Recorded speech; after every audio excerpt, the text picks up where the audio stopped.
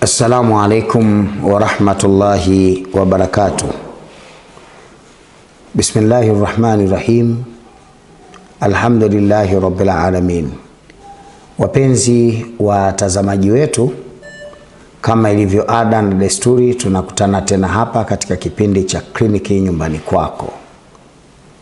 Lengo, nia na madhumuni ya kipindi hiki ni kujaribu kuzungumzia magonjwa mbalimbali yanayoathiri afya ya mwanadamu.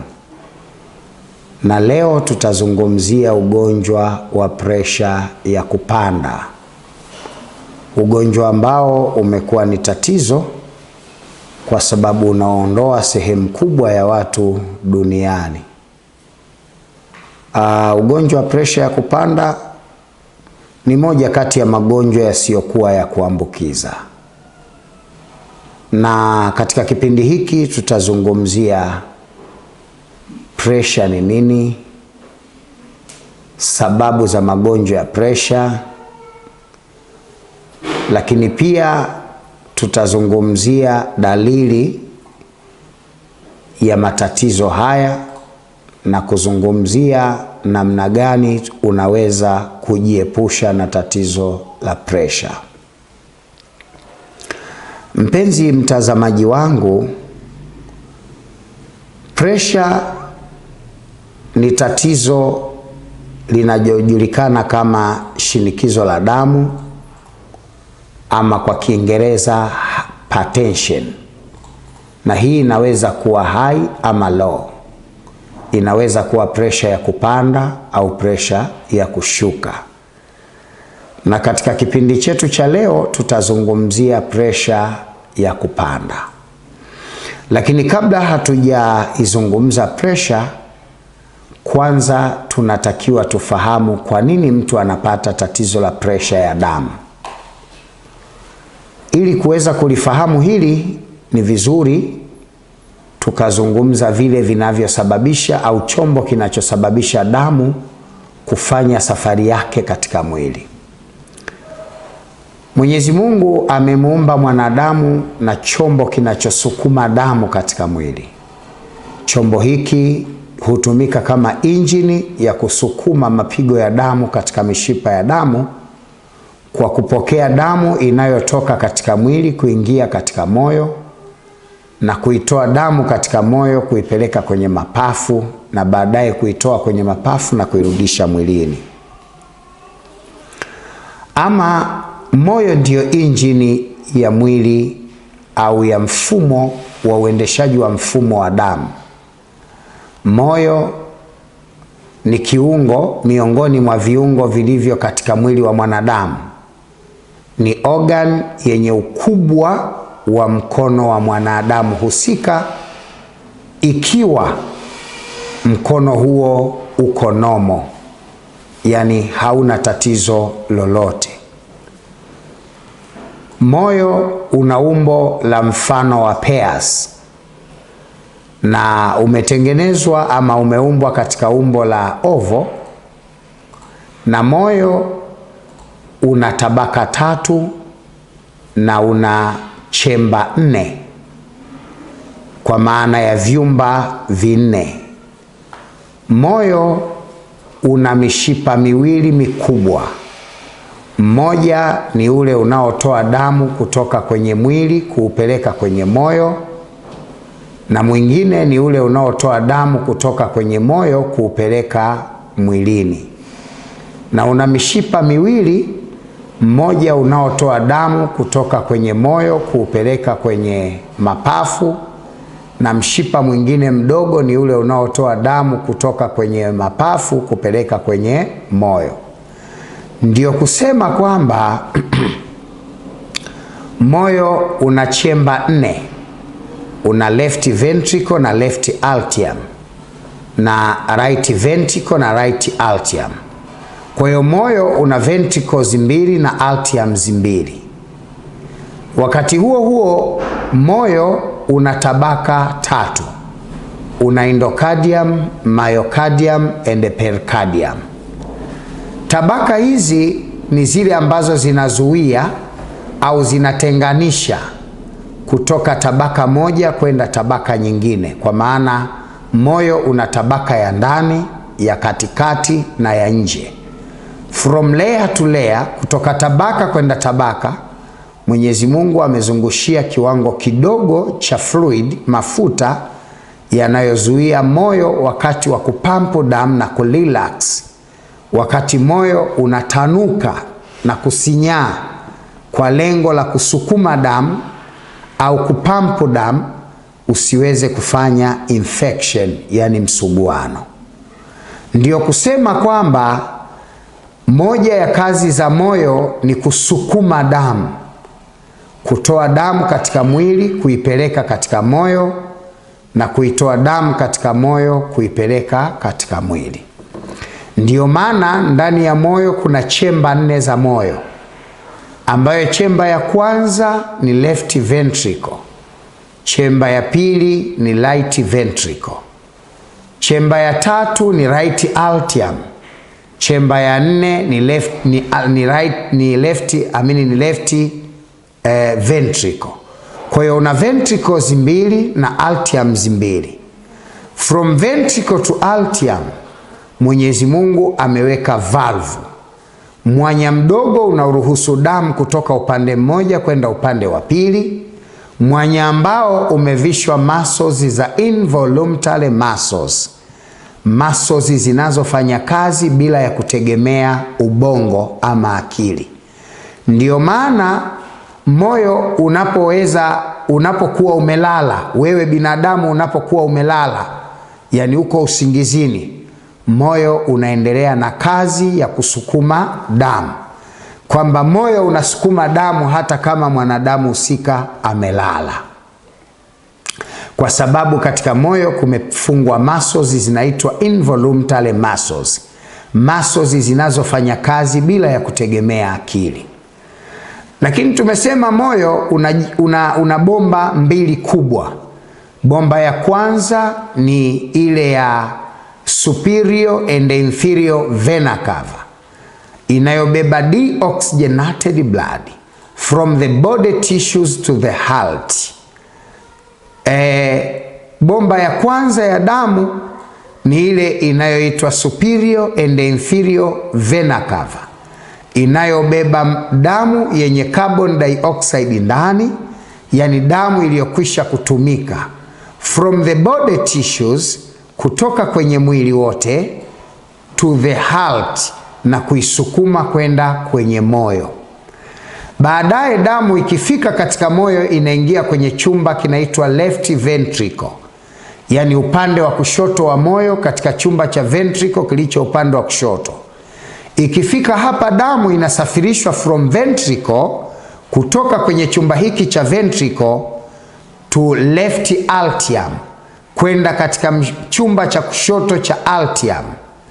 Ikifika hapa, damu nayo inasukumwa kutoka kwenye left atrium to the lungs, inapelekwa kwenye lungs au mapafu mawili, na hapa damu inasafirishwa kwenye mshipa unaitwa pulmonary vein, from the heart, kutoka kwenye moyo to the lungs, kwenda kwenye mapafu.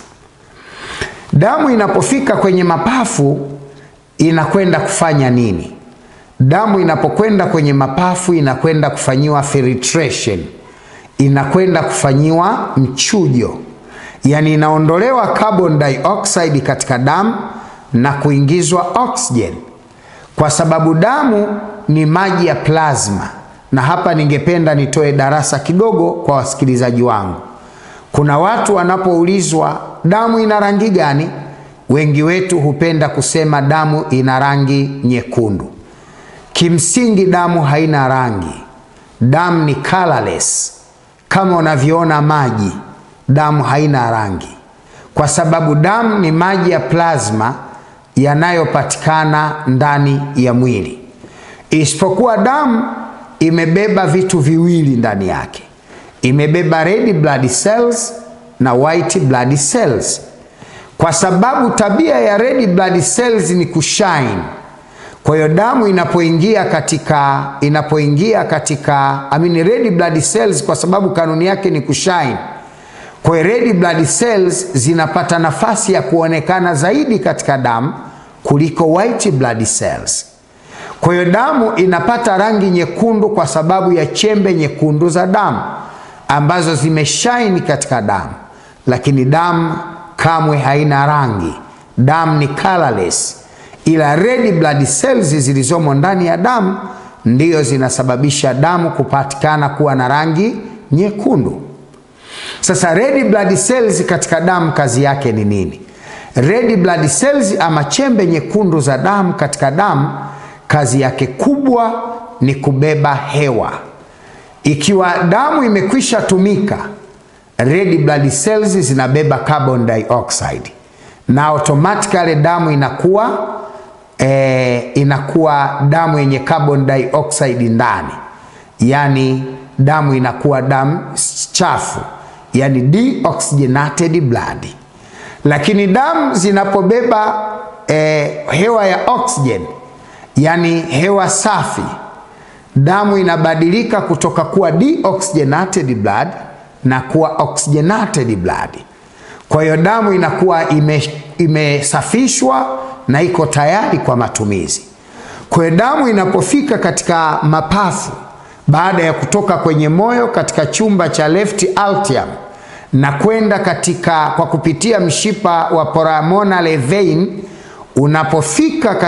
inapofika damu katika mapafu, damu inakuwa na carbon dioxide ndani, kwa sababu mshipa wa superior and inferior vena cava tuliouzungumza mwanzo unabeba deoxygenated blood from the body tissues to the heart, then from the heart to the lungs.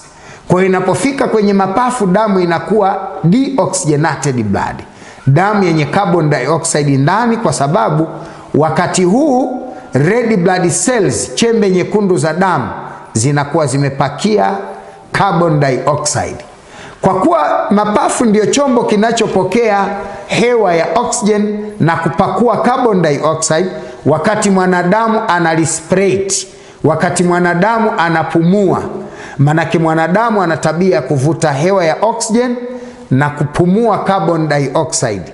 Anaingiza ndani oxygen, anatoa nje carbon dioxide, jambo ambalo linapelekea hizi lungs ama mapafu mawili ya damu yanapokea hewa hii kutoka katika epiglottis, kwa sababu kwenye mwili wa mwanadamu, kwenye mdomo wako mbele kidogo, kwenye koo chini hapa, kuna mrija unaitwa epiglottis na kuna mrija unaitwa esophagus. Esophagus ni ule mrija wa hewa na chakula na maji unaopeleka chakula, maji na hewa katika stomach, mfuko wa chakula, na epiglottis ni ule mrija unaopeleka hewa katika mapafu mawili. Kwa hiyo damu inapotoka kwenye moyo ikifika kwenye mapafu, ile hewa ya oksijeni ambayo imepelekwa kwenye mapafu inafanya mabadiliko. Mapafu yanapakua carbon dioxide na kupakia oxygen. Damu inabadilika kutoka kuwa deoxygenated blood na kuwa oxygenated blood. Automatically damu inakuwa tayari imekwisha kusafishwa. Then inachukuliwa kwa mshipa unaitwa pulmonary artery from the heart, kutoka kwenye moyo to the lungs, kupeleka katika mapafu. From the lungs to the heart, kutoka kwenye mapafu inapeleka kwenye moyo. Kwa hiyo hapa sasa damu haiwi tena deoxygenated blood, inakuwa oxygenated blood, damu yenye oxygen ndani, damu safi ambayo sasa inahitaji kutumika. From the lungs, kutoka kwenye mapafu, to the heart, inapelekwa kwenye moyo. Then from the heart, kisha inatolewa kutoka kwenye moyo to the body tissues, inapelekwa katika mwili wote. Na hapa mshipa unaotumika ni mshipa wa artery mkuu ama aorta. Mshipa huu unabeba oxygenated blood, unabeba damu yenye oxygen ndani, damu ambayo tayari inakuwa na nutrition, inakuwa na virutubisho, ambapo ndani yake kunakuwa na vitamins, proteins na other nutrients ambazo zote zina field katika mwili kwenda kwa ajili ya matumizi ya mwili, ikiwemo na asidi na vitu mbalimbali ambavyo vinahitaji kutumika katika mwili. Kwa hiyo moyo ndiyo chombo kinachosukuma damu katika mwili. Kwa hiyo chombo hiki kinaweza kupata ikhtilafu kwa namna yoyote ile, na ikafanya mwendo wa damu katika mishipa ya damu usiwe sawa. Na mwendo wa damu katika mishipa ya damu unapokuwa haupo sawa, hii ndiyo inakuwa inaitwa pressure. Huu mwendo wa damu katika mishipa ya damu wenyewe ndio unaitwa pressure. Na inapotokea damu inatembea kuliko mahitaji ya kiwango cha kawaida cha mwendo wa damu katika mishipa ya damu, hapa ndiyo inapatikana tatizo la pressure ama hypertension. Na inapotembea chini ya kiwango, ndiyo linapatikana tatizo la low hypertension, yani pressure ya kushuka. Kwa hiyo damu imetengenezewa maximum, imetengenezewa mzunguko unaohitajika, ambao si mrefu sana wala si mfupi sana, yani si wa spidi kubwa sana wala si wa spidi ndogo sana. Inatakiwa iwe normal. Ikiwa juu inakuwa ni hypertension, ikiwa chini inakuwa low hypertension, na ikiwa kati kwa kati inakuwa normal. Maana yake mishipa ya damu inasafirisha damu kwa kiwango kinachohitajika. Sasa tunapoizungumzia pressure ya kupanda, maana yake tunazungumzia namna mishipa ya damu inavyosambaza damu kinyume na mahitaji ya mwili, au katika spidi kubwa zaidi au katika spidi ndogo zaidi, ambazo zote mbili hizi zina madhara mengi yanayoweza kusababisha tatizo la pressure. Mpenzi mtazamaji wangu, kwanza ni vizuri, kabla hatujajua vitu gani vinaweza kusababisha mtu kupata tatizo la pressure ya kupanda ama shinikizo la juu la damu, ni vizuri kwanza tukayajua yafuatayo. Jambo la kwanza, tungejua pressure hasa imegawanywa katika makundi mangapi. Kimsingi pressure imegawika katika makundi manne. Kuna normal, kuna mild, kuna moderate na kuna severe. Narudia tena kipande hiki. Pressure imegawanywa katika makundi manne, au imegawanyika katika makundi manne. Kundi la kwanza ni normal, yani pressure iko katika standard inayotakiwa, ambayo hii haina madhara na ndiyo sawa, mwendo wa damu unatembea vizuri katika mwili. Kundi la pili ni mild, ambayo hii ni mtu ameshaanza kuwa na ugonjwa wa pressure, anaelekea katika tatizo la kupata tatizo la pressure. Eneo la tatu ni moderate, ambalo hili sasa mtu ameshakuwa na pressure kamili. Na eneo la nne ni severe, yani mtu ameshakuwa na tatizo kubwa la pressure ambalo linaweza kuwa na madhara makubwa, na pressure ikifikia kiwango hiki haiwezi kupona, na pengine inaweza kuwa na madhara mengi ya matokeo ya pressure.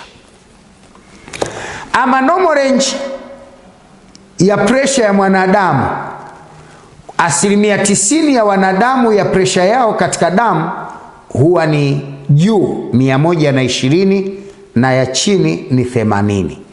Kwa hiyo pressure inatakiwa isome 120 kwa 80. Japo baadhi ya watu normal range ya pressure yao husoma 110 kwa chini ya 70. Wako watu normal range ya pressure yao husoma 110 kwa juu na 70 kwa chini. Lakini mabadiliko yoyote ya pressure katika maeneo haya mawili, yani 120/80 na 110/70, inapokuwa nje ya maeneo haya, pressure hii inaweza kuwa ya kupanda ama ya kushuka.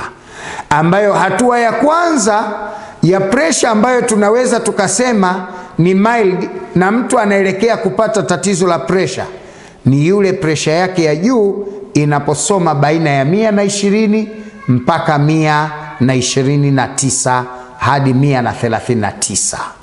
Mpenzi mtazamaji wangu, kama nilivyotangulia kueleza hapo mwanzoni kwamba kiwango cha presha kinapotoka kuanzia 120 mpaka 139, hii huwa ni hatua ya kwanza ya kwamba unaelekea katika tatizo la presha.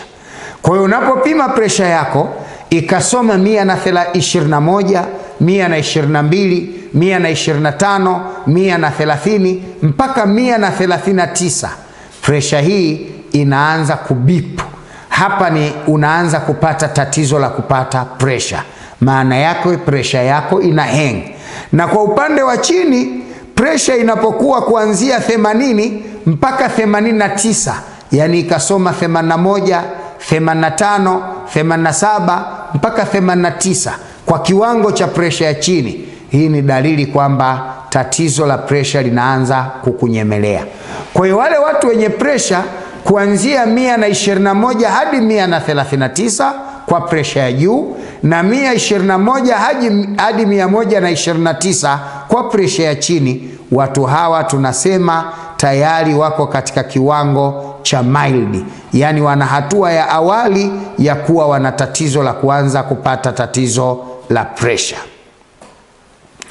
Lakini mgonjwa wa presha hasa anaanza kuwa na presha katika kiwango kifuatacho: kuanzia 140 hadi 159. Hii ni presha ya awali ambayo tunaita mild ama primary stage ya presha. Kwa hiyo unapokwenda hospitali ukapima presha yako ya chini ya juu ikasoma 140 mpaka 159 kwa upande wa presha ya juu, na presha ya chini ikasoma kuanzia 90 mpaka 99, wewe tayari ni mgonjwa wa presha, yani una hypertension. Na hii ni katika primary stage, katika hatua ya awali.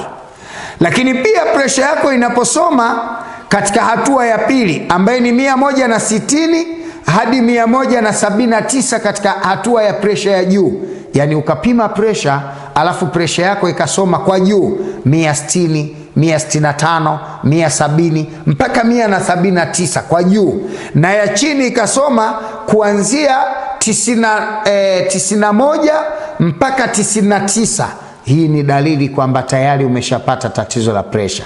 Na hatua hii ndio watu wanaweza wakapata tatizo la stroke, kwa sababu presha inaposoma 160 mpaka 179 na chini ikasoma 190 mpaka 199, maana yake mtu huyu anaweza kupata tatizo la kurapcha mishipa ya damu na hivyo kusababisha tatizo la stroke. Na ndiyo maana 99% ya watu wenye matatizo ya stroke duniani, waliopata tatizo la stroke duniani, wamesababishiwa na tatizo la presha bila ya kujali sababu ya presha hiyo imetokana na maradhi ya kispirituale ama yale yasokuwa ya kispirituale. Maana yake kwamba hali ya presha inaweza kusababisha kwa 90% ya maradhi ya tatizo ya stroke ama ugonjwa wa kupooza au kipenda ugonjwa wa kiharusi. Lakini pia mtu anapokuwa na tatizo la presha baina ya 170 mpaka 160 mpaka 170 na chini ikasoma 100 hadi 109, mtu huyu anaweza kuwa na tatizo la juu la presha. Na severe ni hatua ya tatu ya presha ambayo inaweza kusoma baina ya 180 mpaka 220 kwa presha ya juu, na presha ya chini ikasoma 110 mpaka 120.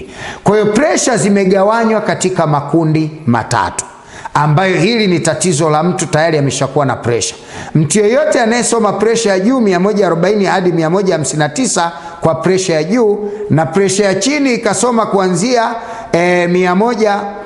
kuanzia 90 hadi 99, huyu ni mgonjwa wa presha katika hatua ya kwanza. Hatua ya pili ni ile inayosoma 160 hadi 179, na kiwango cha chini cha presha ama presha ya chini husoma kati ya 100 kamili hadi 109.